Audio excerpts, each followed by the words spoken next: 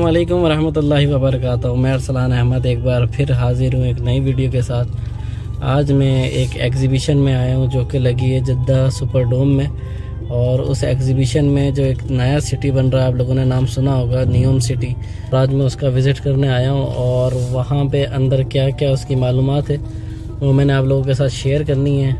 तो मैं आपको शॉर्टली ब्रीफ़ कर देता हूँ कि जो इस डोम के अंदर जो नियोम सिटी के हवाले से जो एग्ज़िबिशन लगी है, उसमें जो आज इसका मेन प्रोजेक्ट है वो है D line project. D line basically एक सिटी बन रहा है और उस सिटी की लेंथ जो है 170 किलोमीटर है और उसकी विड्थ जो है 200 मीटर से और उसकी टोटल हाइट जो है 500 मीटर से।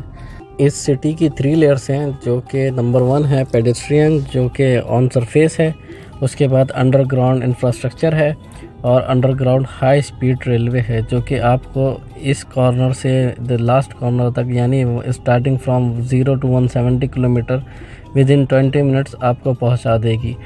और बाकी की मालूमात मैं आपके साथ अंदर चल के शेयर करता हूं।